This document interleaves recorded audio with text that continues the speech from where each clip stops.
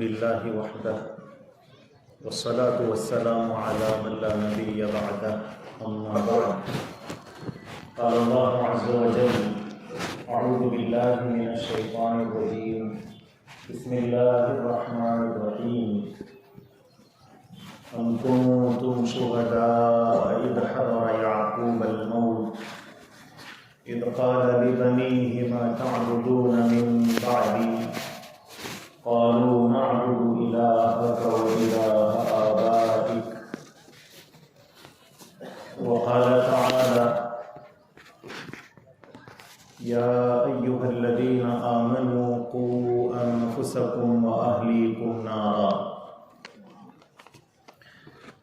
سبحان ربك رب العزة عما يصفون وسلام على المرسلين والحمد لله رب العالمين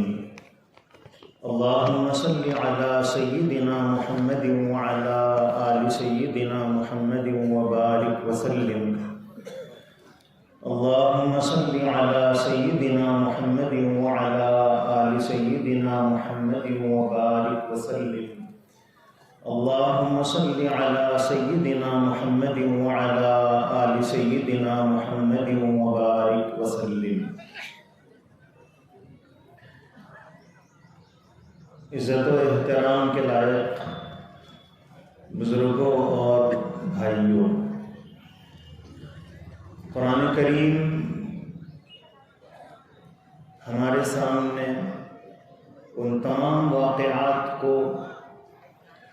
جو قیامت تک مسلمانوں کے لیے رہبری کا کام کرنے والے اور مسلمانوں کو راہ عمل دکھانے والے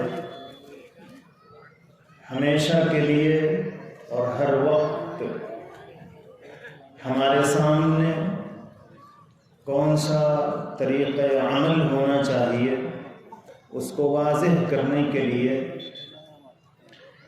اللہ تعالیٰ نے بہت سارے واقعات کو اپنے کلام میں ہمارے لیے نقل فرمایا ہے۔ تصور کیجئے کہ آپ کے والد یا آپ کے خاندان کے کوئی بزرگ زندگی کی آخری سانسیں چل رہی ہوں اور احتضار کا وقت ہو، سکرات کی کیفیت ہو، آنکھ بند کیے ہوئے ہیں، اچانک انہوں نے آنکھ کھولی اور پھر چپکے سے کچھ کہا۔ اب ظاہر ہے کہ یہ وہ وقت ہے جب ساری امیدیں ٹوٹ چکی ہیں اور نا امیدی کی ایک کیفیت طاری ہے کہ خاندان کے بزرگ والد وہ اس دنیا سے رخصت ہونے والے ہیں۔ اس موقع پر آدمی جو بات کہتا ہے وہ زندگی کا نچوڑ ہوتی ہے اور انتہائی اہم ہوتی ہے۔ قرآن کریم کہتا ہے کہ ام کنتم شہداء اذ حضر یعقوب الموت، کیا تم لوگ اس وقت موجود تھے جب سیدنا یعقوب علیہ السلام کی موت کا وقت قریب آیا۔ قرآن کریم نے حضرہ کا لفظ استعمال کیا ہے اور احتضار کہتے ہیں جب موت بالکل قریب ہو۔ اس وقت حضرت یعقوب علیہ السلام نے اپنے بچوں کو آواز دی، جمع کیا اور فرمایا کہ ما تعبدون من بعدی، کہ اے میرے بچوں تم میرے بعد کس کی عبادت کرو گے؟ یہ وہ اولاد ہے جن کو ہم حضرت یوسف علیہ السلام کے نام سے جانتے ہیں۔ اولاد میں حضرت بنیامین ہیں، یہ وہ اولاد ہے، یہ گھرانہ وہ ہے کہ حضرت یعقوب علیہ السلام اللہ کے نبی اور ساری زندگی انہوں نے اپنی اولاد کی تربیت کی، اور حضرت یعقوب ہی نبی نہیں بلکہ ان کے والد حضرت اسحاق نبی ہیں، ان کے والد حضرت ابراہیم ابو الانبیاء ہیں، امام الانبیاء ہیں، لیکن حضرت یعقوب علیہ السلام کو سب سے زیادہ حق تھا کہ وہ اطمینان کے ساتھ دنیا سے جاتے، انہیں یہ حق تھا کہ وہ سکون کے ساتھ اس دنیا سے رخصت ہوتے۔ انہوں نے ساری زندگی اپنی اولاد کی تربیت اور ان کے ایمان کی بقا اور تحفظ کی فکر کی تھی، لیکن حضرت یعقوب علیہ السلام نے اپنے بچوں کو اس وقت جو پوچھا تھا کہ ما تعبدون من بعدی، میرے بھائیوں یہ رہتی دنیا تک اور قیامت تک کے مسلمانوں کو اللہ تبارک و تعالی اس واقعے کو بیان کر کے، قرآن قصے اور کہانی کی کتاب نہیں ہے کہ کوئی کہانی بیان کر دی گئی ہو، کوئی قصہ بتلا دیا گیا ہو، قرآن کتاب ہدایت ہے، وہ رہبری کی کتاب ہے، وہ ہمیں یاد دلاتی رہے گی کہ دیکھو تم حضرت یعقوب علیہ السلام جیسے نہ ہو نہ بن سکتے ہو، تم ان کی اولاد حضرت یوسف حضرت بنیامین کے جیسے نہ ہو نہ بن سکتے ہو، تمہارا گھرانہ نہ کبھی ایسا بن سکتا ہے نہ ہے، لیکن اس گھرانے کی عظیم شخصیت جب وہ انتقال کا وقت قریب آیا تو اطمینان حاصل کرنا چاہتی ہے کہ میرے بعد میری اولاد کس کی عبادت کرے گی۔ قرآن کریم نے ہم تمام اہل ایمان کو مخاطب کر کے ایک بات بہت طاقتور انداز میں فرمائی ہے کہ یا ایھا الذین آمنوا، اے ایمان والو، قوا انفسکم واہلیکم نارا، کہ اپنے آپ کو اور اپنی اولاد کو جہنم کی آگ سے بچاؤ۔ یہ کنہیں کہا جا رہا ہے؟ اس کے سب سے پہلے مخاطب وہ بلال حبشی ہیں جن کو انگاروں پر لٹایا جا رہا ہے، جن کی کمر آگ کے انگاروں کی وجہ سے جھلس رہی ہے، جن کے چربی پگھل کر انگاروں کو بجھا رہی ہے، جن کو میدان مکہ مکرمہ میں گھسیٹا جا رہا ہے، ان کو مخاطب کر کے قرآن کہتا ہے کہ قوا انفسکم واہلیکم نارا، کہ اپنے آپ کو اور اپنے گھر کے لوگوں کو جہنم کی آگ سے بچاؤ۔ اس کے مخاطب سب سے پہلے صحابہ کرام ہیں۔ ظاہر ہے کہ مخاطب صحابہ ہیں، اور یہ صحابہ کرام کا اس امت پر احسان ہے کہ صحابہ نے گویا یہ عملی طور پر کہہ دیا تھا کہ اللہ قیامت تک کہ مسلمانوں کو آپ جو کہنا چاہتے ہیں آپ ہمیں مخاطب کر کے کہہ دیجئے، ہم برا نہیں مانیں گے۔ آپ جتنا سخت کہنا چاہتے ہیں کہہ دیجئے، ہم برداشت کریں گے، تاکہ قیامت کے آخری صبح تک آنے والے مسلمانوں کو نصیحت مل جائے۔ اس لیے یہ تو وہ لوگ تھے جنہوں نے اپنے ایمان کی حفاظت کے لیے اپنی جانیں قربان کی، جنہوں نے اپنے ایمان کی حفاظت کے لیے اپنی جائیدادوں کو تج دیا۔ یہ وہ لوگ تھے جنہوں نے اپنے ایمان کی حفاظت کے لیے آگ کے انگاروں پر لیٹ گئے اور احد احد پکارتے رہے۔ اس کے مخاطب اصل میں ہم ہیں کہ یا ایھا الذین آمنوا، اے ایمان والو، قوا انفسکم، اپنے آپ کو بچاؤ۔ کس چیز سے بچاؤ؟ ایمان والوں سے کہا جا رہا ہے یا ایھا الذین آمنوا۔ کافروں کو قرآن خطاب نہیں کر رہا ہے کہ جہنم کی آگ سے بچاؤ، ایمان والوں سے کہہ رہا ہے کہ تمہیں اپنے آپ کو جہنم کی آگ سے بچانے کی ضرورت ہے۔ قوا انفسکم واہلیکم نارا، اور وہ جہنم کیسی ہے؟ وقودها الناس والحجارہ، اس کا ایندھن انسان اور پتھر ہوں گے۔ انسانوں سے اس آگ کو دہکایا جائے گا، پتھروں سے اس آگ کو جھلسایا جائے گا۔ علیہا ملائکۃ غلاظ شداد، اس جہنم پر جو فرشتے مقرر ہیں وہ عام فرشتے نہیں ہیں، غلاظ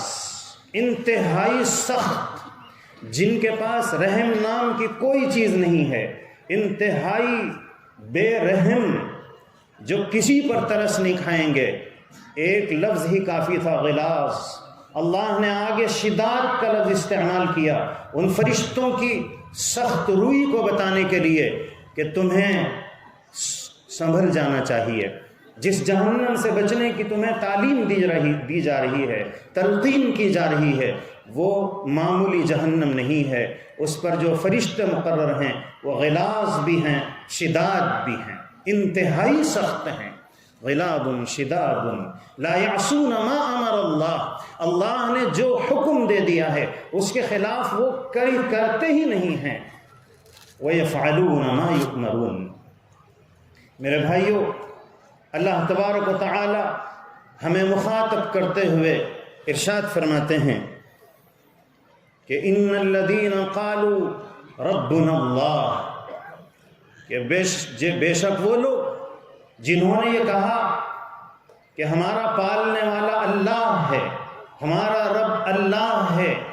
ہمیں دنیا کی کوئی طاقت کچھ نہیں کر سکتی ہے جب تک اللہ نہ چاہے، ہمارا مالک اور ہمارا رب وہ ہے جو ساری طاقتوں کا مالک ہے، جس کے ہاتھ میں عزت و ذلت کی کنجیاں ہیں، جس کے ہاتھ میں سلطنت و حکومت کی باغ ڈور ہے، جو چاہتا ہے تعز من تشاء وتذل من تشاء، وہ جس کو چاہتا ہے عزت کی بلندیوں پر فائز کر دیتا ہے، اور جس کو چاہتا ہے ذلت کی اتاہ گہرائیوں میں ڈھکیل دیتا ہے، وہ جس کو چاہتا ہے حکومت اقتدار اس کے ہاتھ میں دے دیتا ہے، اور جس کو چاہتا ہے تو اسے پیس کر رکھ دیتا ہے۔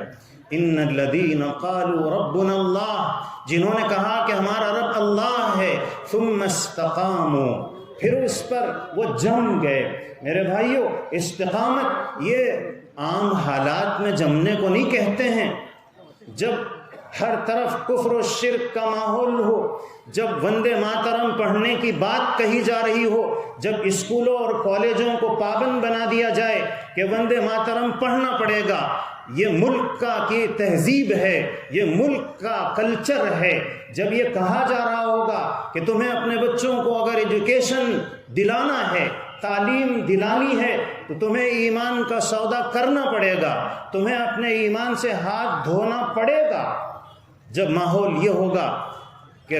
مسلمان غیر مسلم تو غیر مسلم، حکومت و اقتدار کی باغ ڈور سنبھالنے والے تو ان کے پاس تو حکومت کا نشہ ہوگا، وہ لوگ جو اپنے آپ کو مسلمان کہتے ہیں، جو اسلام کا نعرہ لگاتے ہیں، جو کلمہ لا الہ الا اللہ محمد الرسول اللہ کا اقرار کرتے ہیں، ان کا حال یہ ہوگا کہ وہ دنیا کے چند ٹکوں کی خاطر، وہ دنیا کے چند پیسوں کی خاطر اپنے ایمان کا سودا کر رہے ہوں گے۔ وہ صرف ایک معمولی عہدے کے لیے، وہ صرف تھوڑے سے اقتدار کے لیے، وہ تھوڑی سی دولت کے لیے، وہ تھوڑی سی شہرت کے لیے اپنے ایمان کو پیٹھ کے پیچھے ڈال رہے ہوں گے، کفر و شرک کے نعرے لگا رہے ہوں گے، ناریل کبھی کسی تصویر کے سامنے پھوڑ کر سمجھ رہے ہوں گے کہ عزت ہمیں اس سے مل جائے گی، کبھی وہ شرک و کفر کے مناظر اور شرک و کفر کے مراکز پر پہنچ کر کھانے کھلا رہے ہوں گے، خود بیٹھ کر کھا رہے ہوں گے اور خوشیاں منا رہے ہوں گے، تہذیب و تمدن کا، تہذیب اسلامی کا جنازہ نکال رہے ہوں گے۔ ایسے موقع پر جب میڈیا پورا زور لگا رہا ہو، جب ساری دنیا ایمان کی مخالف بنی ہوئی ہو، جب حکومت اور حکومت پر فائز لوگ چیلنج کر رہے ہوں کہ ہم تمہیں ایمان پر باقی رہنے نہیں دیں گے، تمہیں تعلیم ہی ایسی دی جائے گی کہ تمہارے بچے کفر و شرک کے راستے پر پڑ جائیں گے، تمہیں دیو مالائی تہذیب کو تعلیم کے نام پر اپنے بچوں کو سکھانے پر مجبور کیا جائے گا، اس وقت تمہیں پیٹا جائے گا، تمہیں درختوں سے باندھ کر مارا جائے گا، اور تم سے کہا جائے گا کہ جے شری رام کا نعرہ لگاؤ، ورنہ اس کے بغیر تم اس ملک میں نہیں رہ سکتے ہو، تم اپنے ایمان پر باقی نہیں رہ سکتے ہو۔ اس وقت ان الذین قالوا ربنا اللہ، اس وقت جنہوں نے کہا کہ ہمارا رب اللہ ہے، ثم استقاموا، پھر اس پر جم گئے، تو کیا ہوگا؟ تتنزل علیہم الملائکہ، میرے بھائیوں، فرشتے وہ نبیوں کے پاس آتے ہیں، لیکن جو لوگ کفر و شرک کے اس ماحول میں اپنے ایمان کی حفاظت کے لیے وہ جم جائیں گے کہ ہمیں ایسی تعلیم منظور نہیں ہے، ہمیں ایسی تعلیم اپنے بچوں کو دلانی نہیں ہے جس میں بچہ انجینئر تو بن جائے، کلکٹر تو بن جائے، لیکن مومن باقی نہ رہے، ہم ایسے اسکولوں کا بائیکاٹ کریں گے، ہم ایسے کالجز سے اپنے بچوں کو نکال دیں گے، ہم ایسے کالجز قائم کریں گے جہاں ایمان و اسلام کے ماحول میں بچوں کو تعلیم دی جا رہی ہو۔ میرے بھائیوں، آسان نہیں ہے ایمان پر جمنا۔ اللہ تبارک و تعالی نے قرآن کریم میں ہمیں جھنجھوڑا ہے کہ ان الذین قالوا ربنا اللہ۔ آج جو صورتحال ہے، اس صورتحال کو سمجھنے کی ضرورت ہے۔ آج ہم اپنے بچوں اور بچیوں کے ایمان کے سلسلے میں جتنے بے فکر ہو گئے ہیں، ہم نے اپنے بچوں اور بچیوں کے ہاتھ میں موبائل تھما دیا ہے۔ ہمارے نوجوان بیٹیاں اس موبائل کے ذریعے، اس لیپ ٹاپ کے ذریعے وہ کیا کر رہی ہیں؟ حضرت یعقوب علیہ السلام تو مرتے مرتے بھی اپنے بچوں کے ایمان کی فکر میں لگے ہوئے ہیں، اور ہم ہیں کہ اپنی بچیوں کو ایسے کالجز میں جہاں کو ایجوکیشن دلایا جاتا ہے، جہاں ایک ساتھ ایک لڑکے اور ایک لڑکی کو پریکٹیکل کروایا جاتا ہے، جہاں دوستیاں کروائی جاتی ہیں، جہاں بے حیائی اور فحش چیزیں وجود میں آتی ہیں، جہاں ہماری بچیوں کی عزتیں محفوظ نہیں ہیں، جہاں ہماری بچیوں کا ایمان محفوظ نہیں ہے۔ ہماری بچیاں، اندازہ لگائیے کہ گزشتہ 1 سال میں پورے ہندوستان کا جو ڈاٹا ہے اس سے یہ بات معلوم ہوتی ہے کہ 8 لاکھ ہماری بیٹیاں جنہوں نے مسلمان ماں باپ کے گود میں پرورش پائی، جنہوں نے مسلمان ماں باپ کے گود میں آنکھیں کھولی، مسلمان ماں باپ نے ان کے پرورش اور ان کی تربیت کے لیے اپنے خون اور پسینے کو بہایا، ان ماں باپ کی اولاد، ان کی چہیتی بیٹیاں وہ شرک و کفر کے گود میں جا بیٹھی، وہ شرک و کفر کے متوالوں کے بستروں کو گرم کرنے کا انتظام انہوں نے کیا، انہوں نے اپنے ایمان کو ہاتھ سے چھوڑ دیا اور کفر و شرک پر راضی ہو کر زندگی گزارنے کو قبول کر لیا۔ میرے بھائیوں، اور کس وقت جاگیں گے؟ کب وقت آئے گا اپنے آپ کو بیدار کرنے کا؟ ان الذین قالوا ربنا اللہ، ہم سمجھ رہے ہیں کہ میری بچی کالج جائے گی بس ترقی کر لے گی، وہ کسی نہ کسی غیر مسلم کے حوالے ہو جائے گی، میرا ٹینشن ختم ہو جائے گا۔ اگر ہم یہ سمجھ رہے ہیں، کیا ہمارے ذہن میں یہ ہے کہ میری بچی کی دوستی جب کسی سے ہو جائے گی، کسی نوجوان سے، تو میرا مسئلہ حل ہو جائے گا؟ کیا ہم یہ سمجھ رہے ہیں کہ ہماری بچیاں تعلیم کے نام پر بربادی کے راستے پر چل پڑیں گی تو میری عزتیں عرش پر پہنچ جائیں گی؟ ہوش کے ناخون لینے کی ضرورت ہے۔ میں یہ نہیں کہتا ہوں کہ ہم اپنی بچیوں کو تعلیم نہ دلائیں، ہم اپنی بچیوں کو تعلیم دلائیں، لیکن اس سے کہیں زیادہ ان کے ایمان کی حفاظت کی فکر کریں، ان کے ایمان کے تحفظ کی فکر کریں۔ اب وقت آ گیا ہے کہ ہم اپنے آپ کو سنبھالنے کی کوشش کریں۔ ان الذین قالوا ربنا اللہ ثم استقاموا تتنزل علیہم الملائکہ، ان حالات میں فرشتوں کا نزول ہوگا، فرشتے نازل ہوں گے۔ تتنزل علیہم الملائکہ، جو کبھی نبیوں کے اوپر اترا کرتے تھے، اور کہا کیا جائے گا کہ اللہ تخافوا، تمہیں ڈرنے کی ضرورت نہیں ہے، یہ مکڑی کے جالے ہیں، اللہ کی طاقت کی ایک جھاڑو ان مکڑی کے جالوں کو صاف کر سکتی ہے۔ بدر و حنین میں جو اللہ موجود تھا وہی اللہ اب بھی ہے۔ جس اللہ نے غزوہ خندق کے موقع پر اپنی طاقت کا مظاہرہ کیا، وہ اللہ جس نے بدر کے میدان میں فرشتوں کو اتار کر اہل ایمان کو طاقت پہنچائی، وہ اللہ آج بھی ہے۔ اس لیے تم جم جاؤ، اللہ تخافوا ولا تحزنوا، تمہیں غمگین ہونے، تمہیں تشویش میں مبتلا ہونے کی ضرورت نہیں ہے۔ وَأَبْشِرُوا بِالْجَنَّةِ، اور جنت کی خوشخبری سنو۔ اگر تم ایمان سوز اس ماحول میں، ایمان کو چھین لینے والے ان حالات میں تم ایمان پر جم جاؤ گے، اپنے ایمان کو مضبوطی کے ساتھ قائم رکھنے کی کوشش کرو گے، تو وَأَبْشِرُوا بِالْجَنَّةِ، تمہیں سمجھنا چاہیے کہ اگر تمہیں کسی پیڑ سے باندھ کر تمہاری جان لے لی گئی، جان چلی جائے گی، لیکن جنت تمہیں مل جائے گی۔ تمہیں اپنے ایمان کا سودا کرنا نہیں ہے۔ وَأَبْشِرُوا بِالْجَنَّةِ الَّتِي كُنْتُمْ تُوعَدُونَ۔ میرے بھائیوں، دوسری بات جو مجھے اس وقت عرض کرنی ہے کہ اس وقت پوری دنیا ظلم و تشدد کی لپیٹ میں ہے۔ کیا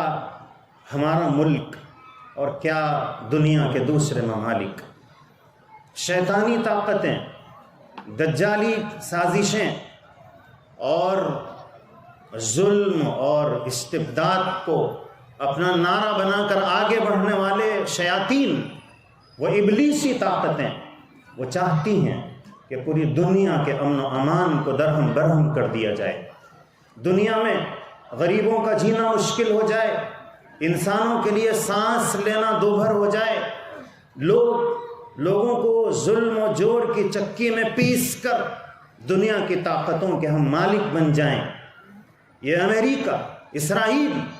جو اس وقت پوری دنیا کے اوپر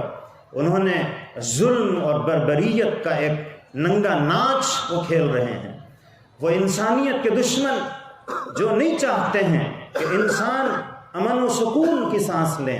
وہ اپنے مفادات کی خاطر، وہ اپنے چند مفادات کو سامنے رکھ کر وہ جب چاہتے ہیں، جس ملک پر چاہتے ہیں حملہ کر دیتے ہیں، اور ساری دنیا کے انصاف پسند، ساری دنیا کے وہ لوگ جو انسانیت کے نعرے لگاتے ہیں، ساری دنیا کے وہ لوگ جو یہ کہتے ہیں کہ ہم انسانوں کے مسیحا ہیں، وہ لوگ جو یہ کہتے ہیں کہ ہم کسی کے ظلم کو برداشت نہیں کرتے ہیں، وہ سب تماشا ہی بنے ہوئے۔ تو اس وقت پوری دنیا جن حالات سے گزر رہی ہے، اس موقع پر ہمیں کیا کرنا چاہیے؟ فلسطین، جہاں کے معصوم بچوں کو شہید کر دیا گیا، جہاں کی ماؤں کی زندگی کو چھین لیا گیا، جہاں باپ کا سر اپنے بچوں کے باپ کا سایہ اپنے بچوں کے سر سے اٹھا دیا گیا، جہاں پورے غزہ کو قبرستان بنا دیا گیا، لیکن ساری دنیا کے انصاف پسند ہیں کہ وہ خاموش ہیں، ان کے حلق سے آواز نہیں نکلتی ہے، ان کی آوازیں وہ اس وقت نکلیں گی جب ان کے اوپر ظلم ہوگا۔ میرے بھائیوں، اس وقت ہم غزہ کے ان شہیدوں کے لیے کیا کر سکتے ہیں؟ ہمیں اس عید کے موقع پر انہیں دعاؤں میں یاد رکھنا ہے۔ آج ہم اس ٹھنڈی چھاؤں میں اور ٹھنڈے سائے میں عید کے لیے آئے ہوئے ہیں، نئے نئے کپڑے پہن کر ہم نے اپنے گھروں میں میٹھوں اور اچھے کھانوں کا انتظام کیا ہوا ہے۔ ہم جائیں گے اور بہترین کھانے کھائیں گے اور پھر اپنے پیروں کو پھیلا کر سو جائیں گے۔ میرے بھائیوں، سوچو غزہ کے ان بچوں کا کیا ہوگا جو کھلے آسمان کے نیچے وہ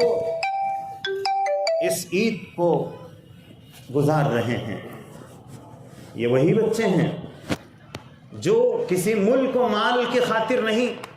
یہ وہ مسلمان ہیں جو حکومت و اقتدار کے لیے نہیں، وہ قبلہ اول کی حفاظت کے لیے اپنی جانیں دے رہے ہیں۔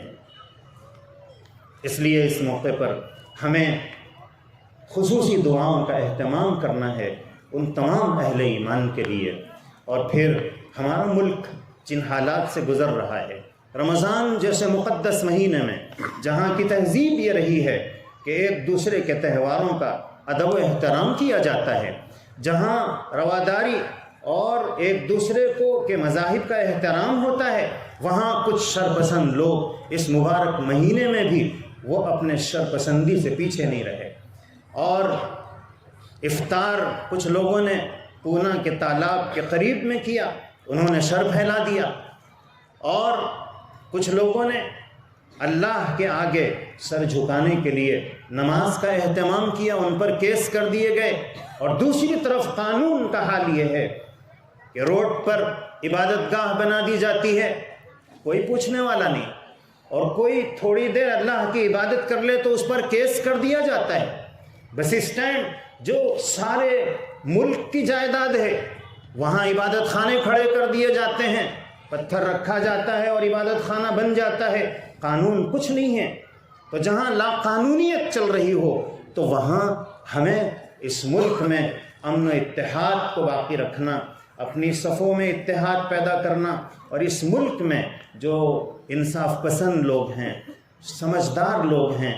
اور اس ملک کی تہذیب کو اور اس کے کلچر کو، اس کے اتحاد کو باقی رکھنا چاہتے ہیں، ان سے اپنے تال میل کو بڑھانا چاہیے، اور اس ملک کو جو نظر بد لگ گئی ہے اس سے حفاظت کے لیے ہمیں اپنے ان غیر مسلم بھائیوں سے